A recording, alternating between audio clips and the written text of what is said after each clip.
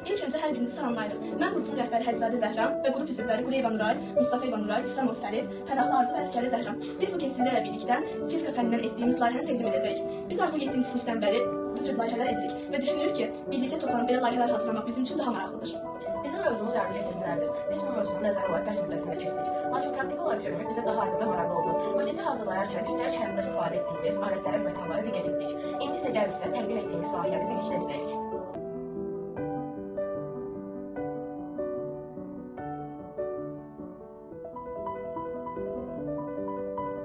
Bu yarımkəsizlik diyoddur. Yarımkəsizlik diyodun bir tərəfi mənfi olur, bir tərəfi müsbət olur. Mənfi olan tərəfi katoddur, olmayan tərəfi isə anoddur. Bateriyadan çıxan naqil müsbət olur, leddən çıxan naqil isə mənfi olur. Yarımkəsizlik diyodun mənfi tərəfini, yəni katodu, ledin mənfi tərəfinə birləşdirdikdə led işığı yanır. Lakin tərsinə olduqda mənfini müsbətə, müsbəti mənfiyə birləşdirdikdə isə led işığı yanmır. Bu təqdimatı hazırlayarkən bizə mənim qardaşım Əskər Əbəlfəzil, bir də çəkiliş zamanı isə Arzu valideynim Məhbub xalq kömək etmişdi. Bu təqdimat bizim üçün həm əyləncəli, həm də maraqlı olmuşdu. Bu təqdimatı hazırlayarkən biz öyrəndik ki, fizikanı yalnız oxuyaraq öyrənərək deyil, yaradaraq, paylaşaraq da öyrənmək mümkündür.